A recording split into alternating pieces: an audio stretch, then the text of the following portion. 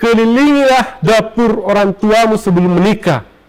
Maksudnya di sini adalah jangan pernah bermalas-malasan mencari nafkah ketika sudah berumah tangga. Dari sisi keluarga perempuan itu, uang panai adalah cinta, bentuk perjuangan untuk saling membangun rumah tangga.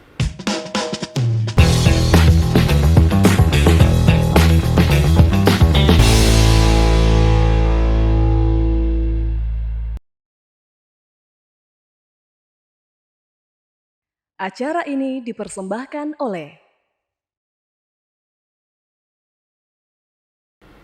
Halo pemirsa Unhas TV, senang sekali saya Andrea Ririn Karina dapat kembali menjumpai Anda dalam Unhas Pick Up.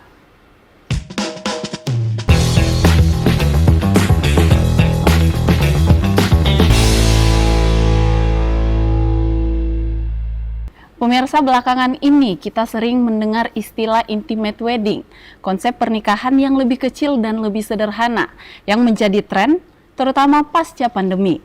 Tetapi di sisi lain, adat dan tradisi pernikahan di Sulawesi Selatan terkenal dengan kemegahan dan detailnya. Salah satu pernikahan yang berhasil mencuri perhatian publik, yaitu pernikahan putra Andi Amran Sulaiman, Menteri Pertanian Kabinet Merah Putih Republik Indonesia, yang maharnya mencapai 10 miliar rupiah. Lantas bagaimana pergolakan budaya dan intimate wedding ini bisa saling bersinggungan? Nah, di episode kali ini kita akan membahas tentang menyingkap tabir budaya dan adat pernikahan Sulawesi Selatan di tengah maraknya intimate wedding. Saat ini telah bergabung bersama kami di studio utama Unhas TV, Bapak Dr. Sumarlin Rengko SSM Home. Selamat pagi Bapak. Selamat pagi. Bagaimana kabarnya Bapak? Alhamdulillah sehat. Sehat, Alhamdulillah. Jadi pemirsa, Bapak Dr. Sumarlin Rengko ini merupakan dosen Departemen Sastra Daerah Fakultas Ilmu Budaya Universitas Hasanuddin sekaligus pemerhati budaya. Langsung saja, Pak, terkait dengan intimate wedding, mungkin bisa dijelaskan secara singkat bagaimana perjalanan evolusi adat dan budaya pernikahan di Sulawesi Selatan dari masa ke masa? Ya, pernikahan itu adalah 3 kelompok tema yang sangat sakral. Yang pertama, sebagai bentuk kecatatan sipilan, ketika kakak Ririn sudah menikah dan yang lain, itu tercatat secara negara. Itu di catatan sipil, di KUA dalam hal ini, di instansi yang berbeda namanya Kementerian Agama. Yang kedua, pernikahan secara agama itu adalah di sisi adat. Tentunya orang Toraja berbeda proses pernikahannya dengan orang Bugis. Orang Bugis pun pada dasarnya berbeda dengan orang Lu dan sekitarnya. Begitu pula orang Makassar dengan orang Bandar berbeda.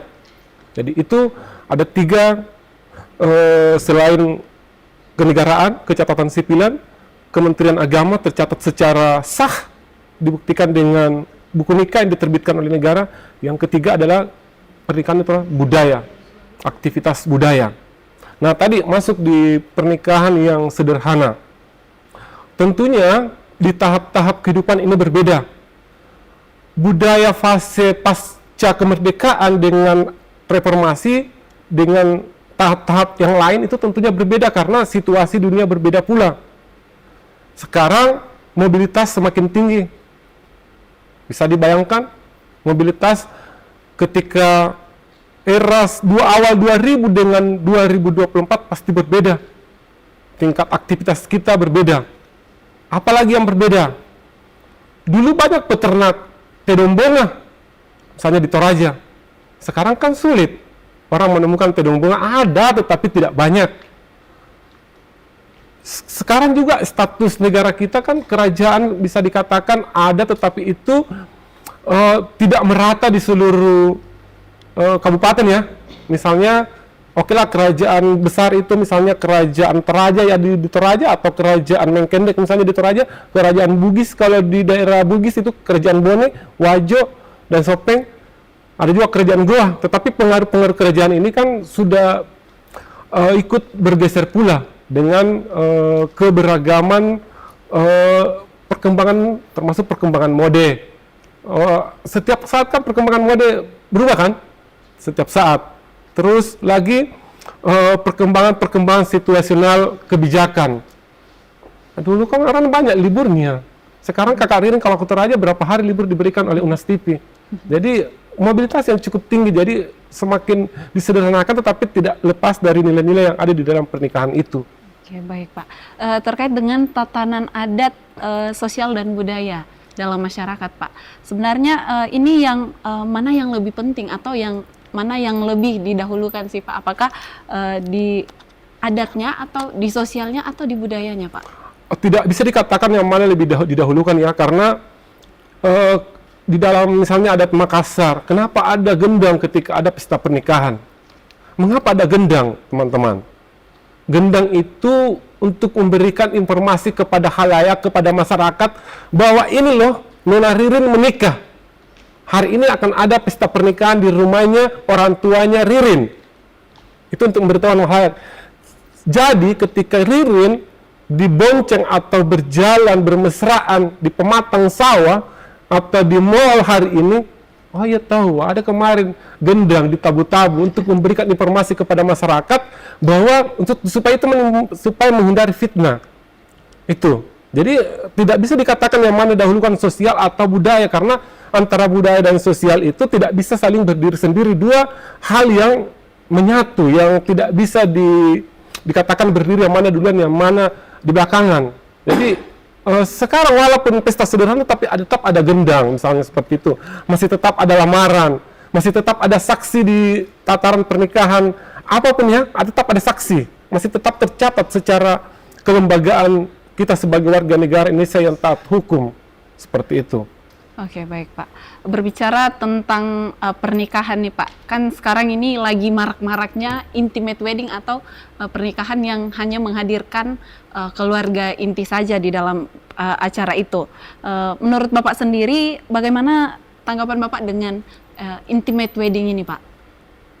Ini kan masih bisa dikatakan fenomena itu baru fenomena ya, studi kasus, masih lebih banyak pesta yang meriah. Tetapi kalau memang betul ya, hari ini atau saat ini pernikahan yang lebih sederhana ada karena itu tadi. Pertama, faktor situasi lingkungan ya. Apa situasi lingkungan? Orang yang mau menikah bisa saja misalnya di Jakarta bekerja beraktivitas, orang tuanya misalnya di Makassar. Nggak mungkin kan seperti zamannya kakeknya Ririn di Toraja 30 tahun yang lalu.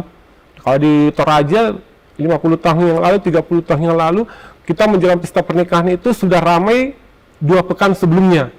Karena situasi yang berbeda, faktor situasi, faktor alam yang berbeda, faktor pekerjaan, keseharian, mobilitas kita berbeda. Yang mesti jadi catatan di sini, poin pentingnya adalah apakah pesta sederhana itu masih tetap kukuh poin-poin yang dijalankan dalam pesta pernikahan. Misalnya tadi, apa indikator ketika pesta pernikahan Kakak Ririn? Tadi pasti ada lamaran. Tidak ada pernikahan yang tanpa rintetan lamarannya, tetapi kalau itu kan hari H dikatakan sederhananya yang gimana ya? Saya masih juga bertanya-tanya sederhananya, jangan-jangan sederhana tapi didatangkan Pak Prabowo. Misalnya banyak pasukan-pasukan presiden yang berkeliaran, tetapi yang sederhana gimana dulu gitu ya. Jadi yang sederhananya Ririn sebagai orang Toraja belum tentu sederhananya saya sebagai orang Goa. Bisa saja sederhananya di situ membuat tori sekian ton, misalnya di Toraja. Di Goa membuat dodol pernikahan sekian ton, sementara masyarakat biasa saya kira itu masih fenomena ya, belum bisa dikatakan ada pergeseran signifikan. Oke, baik Pak. Kan ini kita sudah melihat bahwa sudah ada beberapa yang melakukan intimate wedding ini Pak. Menurut Bapak sendiri, apakah ini adalah ancaman atau justru adaptasi budaya? Itu adaptasi budaya karena tingkat ekonomi juga kan semakin bisa dikatakan setiap saat kan berubah juga kan, dinamis. Budaya pun juga sebagai solusi kehidupan itu semakin dinamis Kakak Ririn. Sebelum-sebelumnya kan banyak yang terlibat, tetangga-tetangga misalnya 200 orang, sekarang kita tinggal di pemukiman padat penduduk atau di perumahan-perumahan elit kan kita tidak saling mengenal. Jadi itu karena kita tinggal di dalam lingkungan gimana sebenarnya. Kita tinggal di Toraja 10 tahun yang lalu dengan tinggal di Makassar di Taman Ria berbeda pernikahannya karena dulu panitianya adalah orang sekampung. Sekarang semua orang sibuk seperti itu. Oke Pak, kalau dikaitkan dengan adat dan budaya, kan ini lagi tren-tren nih di kalangan anak muda tentang intimate wedding ini. Mungkin ini dipengaruhi dari beberapa faktor seperti efisiensi waktu atau anggaran mungkin Pak.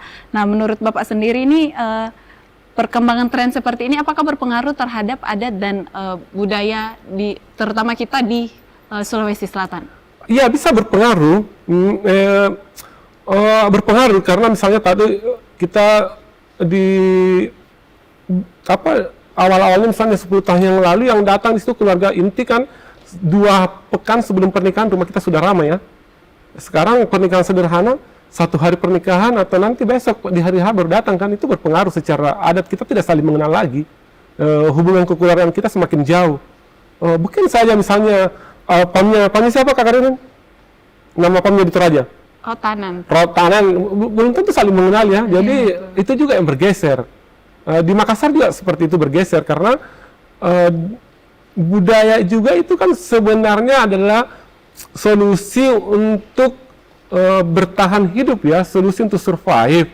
Jadi kalau dikatakan pernikahan sederhana itu yang lebih simpel, apakah merusak budaya seperti itu? Saya kira tidak merusak juga karena hakikat pernikahan tetap terwujud, terus tidak ada budaya yang dilanggar selama keluarga inti mengundang atau menyampaikan kepada keluarga dekat ya, keluarga inti misalnya sepupu, paling jauh sepupu 2 kali atau tetangga terdekat, tidak ada masalah di situ. Oke, mungkin tidak merusak Pak, tapi hanya mungkin ada pergeseran ada sedikit. Bergeser, ya? ada yang bergeser. Oke, iya. Baik Bapak. Pemirsa, kita akan lanjut membahas lebih dalam lagi terkait menyingkap tabir budaya dan adat pernikahan Sulawesi Selatan di tengah maraknya intimate wedding. Untuk itu jangan kemana-mana, kita akan membahas lebih dalam lagi setelah jeda berikut ini.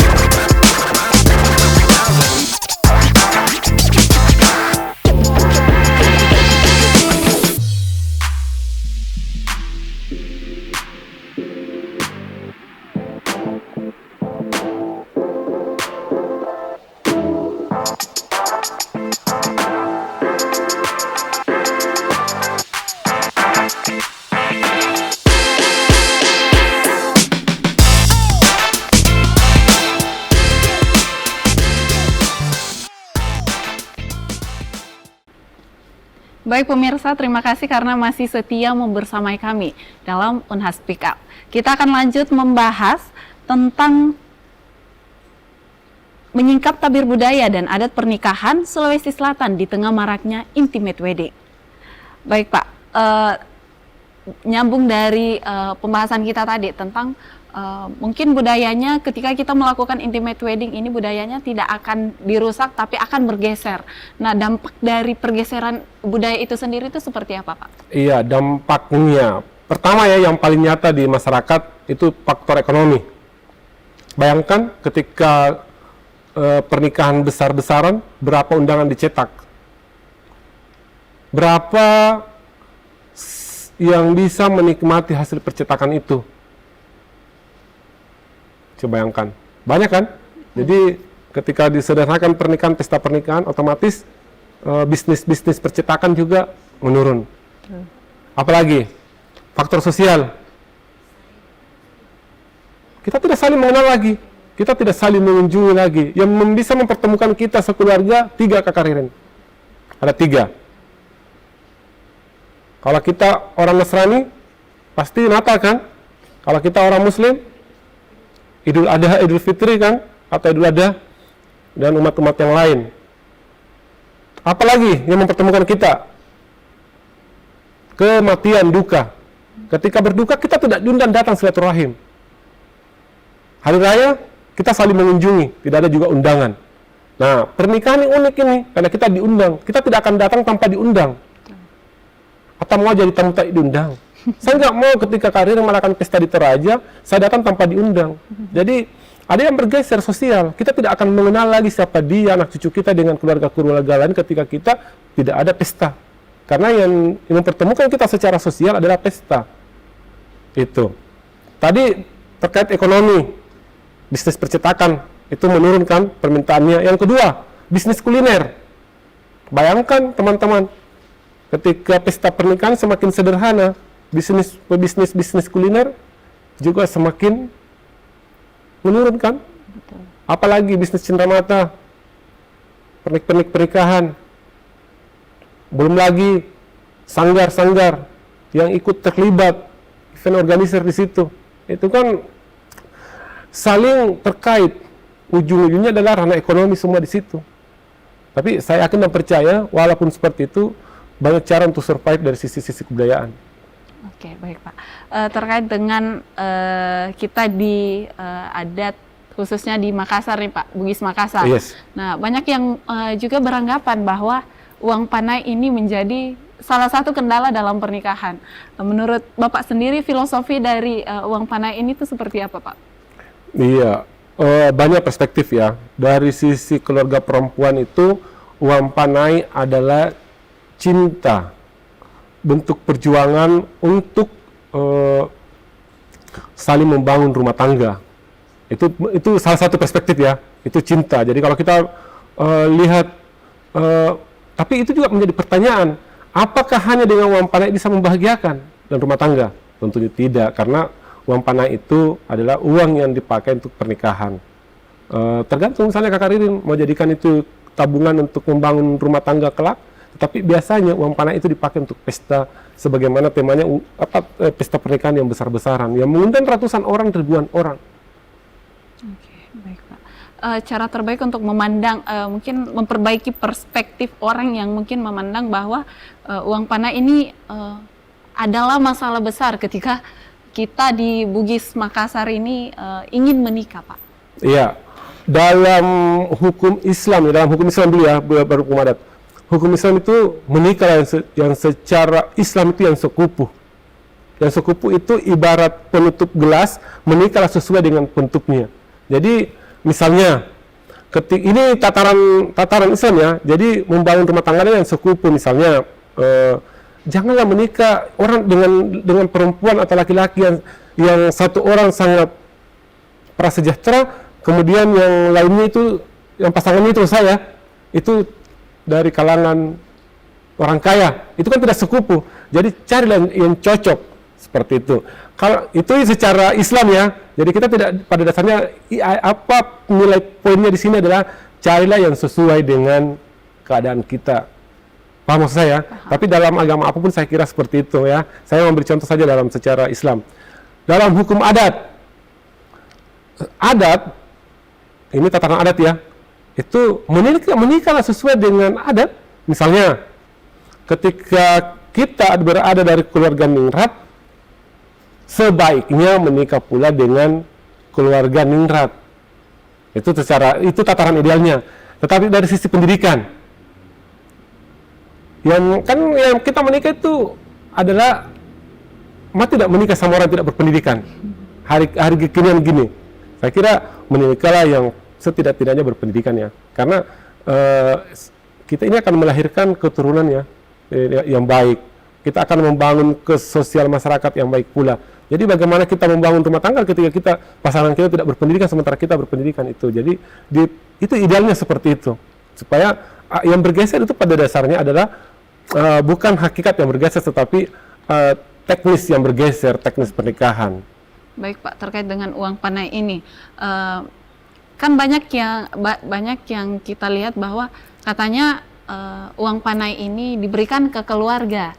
lain untuk acaranya, atau ini sebenarnya uang panai ini penggunaannya seperti apa, Pak? Uang panai itu uang yang dipakai dalam rangka prosesi pernikahan.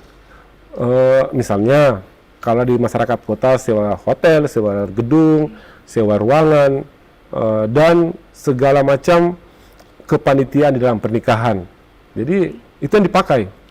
Pada dasarnya uang panai itu bukan uang tabungan, tidak seperti itu ya. Tapi itu uang operasional yang dipakai selama pernikahan. Oh, jadi ini tidak diberikan ke orang tuanya ya, Pak, tapi memang untuk acara pernikahan itu. Acara pernikahan. Karena orang masyarakat, misalnya kita akan mendapatkan seperti ini. Kok uang panainya 100 juta tetapi undangannya cuma sekian orang, seperti itu. Itu korelasi bermasyarakat. Oke, baik Pak. Di dalam intimate wedding, kita kembali ke intimate wedding sedikit ya Pak.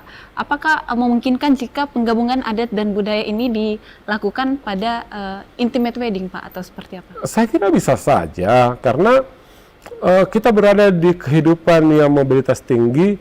Hakikatnya satu, pernikahan itu harus diketahui oleh negara. Jadi walaupun pernikahan sederhana, pernikahan singkat, saya tidak memakai bahasa Inggris ya, karena supaya pemutaran bahasa Indonesia kita baik. Jadi ketika kita memakai pernikahan yang sederhana atau menjalankan pernikahan sederhana, tidak ada masalah selama yang menikah itu diketahui oleh kedua orang tuanya, baik laki-laki maupun perempuan. Yang kedua, diketahui oleh kerabat terdekat. Karena menikah itu adalah bukan disembunyi-sembunyi. Jadi tidak ada pernikahan yang disembunyikan. Karena kenapa? Supaya tidak menimbulkan fitnah kelak. Kecuali pernikahan setelah pernikahan pertama, biasanya pernikahan disembunyi-sembunyi itu. Tapi itu kita tidak berbicara di tataran pernikahan kedua dan seterusnya kan. Tapi pernikahan yang betul-betul pernikahan sekali seumur hidup. Okay. Iya, jadi tidak ada pernikahan disembunyi-sembunyi. Jadi walaupun pernikahan secara sederhana, pernikahan secara singkat dalam artian rentetannya tidak lama, tetapi hakikat pernikahan adalah memberitahukan kepada khalayak, terutama keluarga. Seperti itu. Baik, Pak. Oke Pak, terkait dengan mungkin komunikasi dengan keluarga ya Pak, mungkin bisa diberikan sedikit tips Pak, bagaimana kita berkomunikasi dengan keluarga kalau kita ingin menikah dengan konsep intimate wedding, tetapi masih tetap menghargai dan menghormati adat. Iya, di dalam budaya Sulawesi Selatan, baik Makassar maupun Bugis, juga Toraja ya, saya selalu sebut tiga suku mayor kita di selatan. Ada namanya penjajakan. Terus harus ada penjajakan. Bagaimana penjajakan? Si A seorang perempuan harus diketahui oleh keluarga si B seorang laki-laki. Siapa dia, dari mana dia, apa pekerjaannya, kuliahnya di mana, alumni di mana, kerja di mana. Itu namanya penjajakan. Yang kedua, lamaran. Kalau sudah tahu siapa dia, bibit dan bobotnya dari keluarga mana, harus dilamar. Jangan pertanyaan besar itu ketika tiba-tiba menikah tanpa lamaran. Itu. Jadi lamaran kan? Ketika lamaran sudah ada persetujuan. Orang Makassar bilang apa nesah. Mengumpulkan untuk menentukan hari H. Menentukan hari H. Jadi hari pernikahan itu tidak ditentukan begitu saja, tetapi hasil komunikasi antara dua keluarga, laki-laki dan perempuan. Makanya kita tidak bertanya-tanya itu, kok tiba-tiba menikah? Nah, tunggu dulu pertanyaan itu. Itu pertanyaan itu adalah jawabannya kedua belah pihak sudah saling bermusyawarah menentukan hari kapan. Okay. Tibalah hari H. Hari H disaksikan oleh catatan kenegaraan dan disaksikan oleh keluarga yang akan berteriak sah. Kalau misalnya saya nikahkan ini bla bla bla dengan mas kawin bla bla bla, sah. Itu untuk apa? Tadi lagi sudah saya 3 kali ulangi, untuk menghindari fitnah. Jadi baik adat maupun tataran nasional, tataran Indonesia sebagai bangsa, sebagai warga berbangsa dan bernegara itu harus disaksikan oleh negara. Adat juga harus disaksikan. Keduanya tujuannya untuk menghindari fitnah. Iya, seperti itu. Oke, baik Pak. Kalau di Makassar sendiri nih Pak, di Sulawesi Selatan sendiri, menurut Bapak sendiri bagaimana perkembangan pernikahan yang mungkin adat dan budaya dalam perkembangan pernikahan di Sulawesi Selatan ini Pak? Pertanyaannya saya berikan contoh langsung ya. era 50, 20 hingga 10 tahun yang lalu ketika saya mengantar atau kami diantarkan undangan di rumah, itu undangan itu ditaruh di atas busara dengan memakai baju bodoh dan membawa rokok. Bahasanya seperti ini, tabe, ini rokok, ponakan akan menikah tanggal sekian, datang ki. Itu. Tetapi kalau itu kalau keluarga sepupu dan saudaranya, tapi kalau paman atau bibi itu tanpa undangan tetapi lisan. Kita datang, namanya Aburita, Batangkale. Batangkale itu sepohon sebadan dalam bahasa Indonesia. Batangkale di Batangkale. Kita datang diundang dengan hormat. Kita bukan secara tertulis ya, bukan undangan yang dicetak, tetapi lisan. Ketika itu sekarang itu banyak sudah itu kan bergeser. Sekarang mungkin ya, grup keluarga sepupu, tapi datang kena datang di sini di gereja kita akan menikah, atau di masjid ini kita akan menikah, atau di gedung ini seperti itu kan? Iya, itu yang bergeser. Kenapa? Karena tadi mobilitas tinggi. Tidak, kita juga menikah bukan lagi di daerah di kampung kita masing-masing yang panitianya itu tetangga dan kerabat, tetapi sekarang adalah orang lain atau yang panitia pelaksana, event organizer ya, seperti itu. Oke, baik Pak. Kita sudah membahas jauh tentang adat budaya dan intimate wedding ini Pak. Yes. Kalau menurut Bapak sendiri, kita di Sulawesi Selatan ini baiknya menggunakan apa yang kita akan gunakan dalam acara pernikahan? Apakah mungkin disarankan untuk intimate wedding dengan catatan tertentu, atau mungkin tetap menggunakan adat dan budaya yang berlaku di daerah kita? Dua-duanya bagus selama tidak melanggar adat, tidak melanggar peradaban kita masing-masing. Pernikahan yang meriah yang berlangsung sepekan dalam artian rentetan sebelum hari tidak ada masalah ketika kita mampu ya, dan tidak dipaksakan. Yang itu tidak ada masalah ketika itu hasil kesepakatan, kemufakatan kita punya keluarga baik dari pihak laki-laki maupun perempuan. Tentunya mulai dari penjajakan sampai hari ya itu terlaksana. Tidak ada mementingkan kepentingan pribadi ya, tetapi betul-betul membina, karena berkeluarga itu bukan mencintai anaknya orang, tapi mencintai juga keluarganya.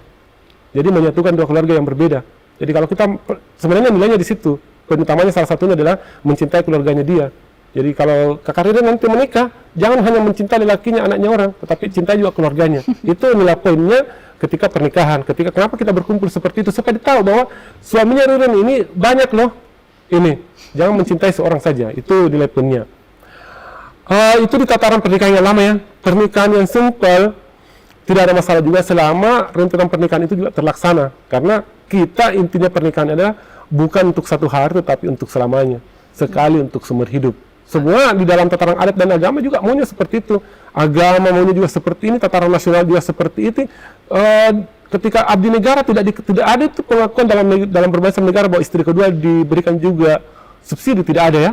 Tapi makanya pernikahan itu hanya satu kali saja. Okay. Itu keinginan negara, keinginan adat, dan keinginan agama. Okay. Itu yang saling terkait seperti itu. Oke Pak. Mungkin sudah banyak penjelasan dari Bapak terkait dengan bagaimana pernikahan ketika kita mengikuti adat dan budaya, bagaimana ketika kita melakukan intimate wedding. Nah, mungkin Pak bisa berikan sedikit pesan kepada pemirsa Onas TV yang mungkin akan mempersiapkan diri untuk menuju jenjang pernikahan. Iya, untuk para kaum muda yang akan berencana atau belum menikah, yang pertama siapkan fisik dan mental bahwa pernikahan itu bukan satu hari, pernikahan adalah selamanya. Laki-laki maupun perempuan yang akan menikah, ingat, cintai kedua orang tuanya istrimu atau suamimu, karena pernikahan itu menyatukan dua keluarga yang berbeda, bisa saja berbeda suku, bisa saja berbeda hobi, bisa saja berbeda budaya. Itu. Pesan terakhir saya adalah pernikahan dalam budaya Makassar itu nakana Makassaraka kali kirong palun tapintalu napak bunting. Ketika di bahasa Indonesia akan itu dah kelilingilah dapur orang tuamu sebelum menikah. Maksudnya di sini adalah jangan pernah bermalas-malasan mencari nafkah ketika sudah berumah tangga. Karena tanggung jawab suami adalah mencari nafkah untuk istri dan anaknya. Demikian. Oke. Pemirsa, kita sudah mendengar banyak hal menarik ya dari Pak Rengko terkait dengan menyikap tabir budaya dan adat pernikahan Sulawesi Selatan di tengah maraknya intimate wedding. Nah, mulai dari bagaimana tren intimate wedding hingga bagaimana pengaruh konsep pernikahan ini terhadap budaya dan adat di Sulawesi Selatan. Semoga dari perbincangan kita hari ini bisa membuka mindset dan memberi kita inspirasi terkait budaya dan adat pernikahan Sulawesi Selatan di era yang modern ini. Untuk itu sekali lagi kami ucapkan terima kasih kepada Bapak Dr. Sumarlin Rengko SM Home atas waktu dan kesempatannya untuk berbincang bersama kami di Unhas TV. Korek, Kakak Ririn. Oke, baik Pak, sama-sama. Kami juga mengucapkan terima kasih kepada seluruh pemirsa Unhas TV yang telah setia menyaksikan Unhas Pick Up episode kali ini.